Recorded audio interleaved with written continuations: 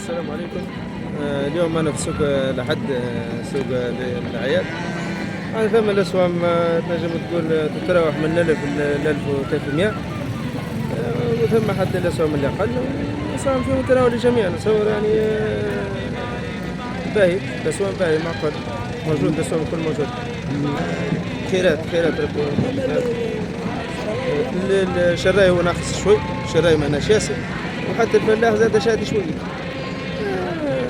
الله اعلم. هذيك اللي قبل ثم شراي، اليوم ما هنا شراي خلاص. كل كاش كان اهل البلاد ثم كثير، اهل البلاد هم اللي ياخذوا.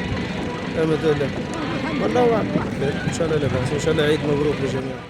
والله السوق هذا بصراحة توي حضرت جزء أسبوع. السوق اللي فات في السوق القديم هذا جينا في السوق هذا قلنا ما يقولش الدنيا رخيصة شوي، لكن يا أخي بصراحة أسواق خيالية بصراحة. قلنا يقرب العيد وقلنا تنقص حتى الأسواق شوي. هي صحيح رانا احنا تو نشوف الفلاح مرتاح وعلفهم كذا ومنا ساعات بعلهم توجد شو العام عام زلمة والدنيا ماشية. لكن يا اخوي بدي يكون ما عندوش حتى في ميزان، ما بيصير السوق ما عندوش بتاع 500 600 ما بيصيرش ميزانه. باش ناخذ اللحم الجزار يطلع لي اقل، بحسبها عمليه حسابيه تو. يعني شنو الراس ما حيشتش بيه، الكرعين توزنهم لي بجد بكامل فهمت، لا ما يستوش 5 كيلو مع بعض 6 كيلو يعرفوش جزار هذا. لكن يا اخوي راه ما بيصيرش السوق هذا بتاع عندوش بتاع فيه الحمد لله 7 8 كيلو 600 700 هذا ما كان قالش فيه ربي، هذا ما قالش فيه حتى في الاسلام ما قالش. ما هي قربان لله سبحانه وتعالى، واحد ليش يعيد هذا مش تقرب من الله سبحانه وتعالى. ما ليش هي الضحيه لازمها الرفق، ارفقوا بالعباد ورحموا العباد شوي في الاسواق. ما دام عندكم الجمعه هذه اللي عندهاش فهمت مواشي ولا عنده حاجه ينقص في السوم شوي، يبيع هو انا منه يبيع، ما يقعدلاش العام الجاي عليه وما عارفين نقص عدفه نقص كذا، ما يقعدلاش معناه في زريبته ولا في كان في ساعيه باش يزيد يخلص اللي اكثر، باش يتعب الفلاح اكثر ولا يتعب السمسار ولا اللي هو ورفقوا بالعباد شوي وكل طيب شوي الاسواق. يا اخي هذا مطلوب من الفلاح ومطلوب من السمسار والقشار اللي السوق تو. الرحمن الرحيم. فيما يخص الأضاحي والأثمان، العرض موجود، خيرات الحمد لله. والحاجة اللي تشجعوا بها ما ثماش سمسار يكون دخلاء في الوسط بين المنتج والمستهلك، ما ثماش دخلاء، يعني هذا يسمى من المنتج للمستهلك. المنتج فلاح عنده مصاريف كبيرة وفراع كبير وعلف ما لهوش مقابل السوق. المستهلك كيف يشكى من الغلاء. على كل حال كل قليل وقدره. احنا المشكلة هي شعائر من شعائر الله الدين، هذا يلزم الإنسان يضحي عندها شروطها. اليوم ولت باسم الغلاء دخلت الناس في متاهات أخرى، ولا يقول لك الحب حاجة رخيصة باش نعيد ذريتي. مش هذا الواجب ومش هذا المقصود. إذا كان ثم وضع عندها شروطها نعرفوا اللي هو الضان 6 أشهر والماعز حول عام، الناس هذه ما عادش يحوم عليها. والغلاء هذا يقول لك الغلاء دي واحد ترك، ما إذا كان حاجة غالية عليه زاد ما يقدهاش، ما هوش مشروط عليه، هذه سنة ما ينجم ما هوش مجبور عليه باش يعيد العيد. عنده شروط كما حكينا، إذا كان ماهيش المدة نتاعها كاملة والشروط كلها موجودة ما تسماش ضحية. ربي إن شاء الله يسهل الناس تشكي من الغلاء كما حكينا، كل حد يحليله.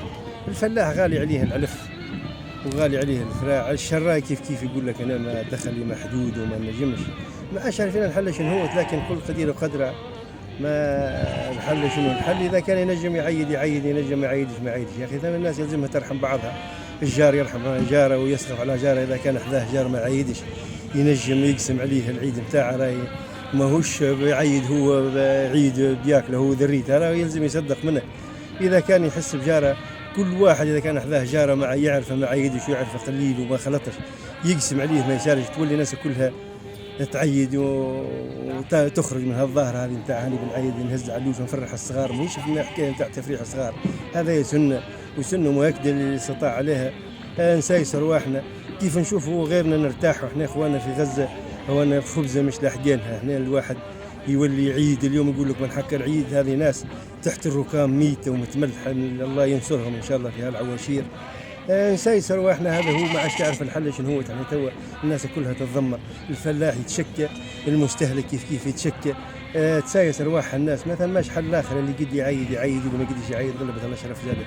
وماذا بيه الانسان، ثم ناس زاد نشوفوا فيها تلقاه يقول لك انا بين المطرقه والسندان، بين يسيبوني الذريه تشدني امهم، حكر لنا عيد بدي لنا العار، هذا عيدك كيفاش ما تجيب لناش عيد، هذا مش معقول. لازم تسايس ارواح الناس. ثم اللي يمشي يسلف عيده، يا يمشي يسلف فلوس وياخذ، يا يمشي يشيل واحد عنده على ليش ويشرط عليه، في عضو بيبيع له ب 600 يقول له ب 800 ويسكت ويشريه. نهار العيد يظل الذريه فرحانين ياكلوا في اللحم، وهو وقفت له في حلقه يتفكر في هاك الدين هاك.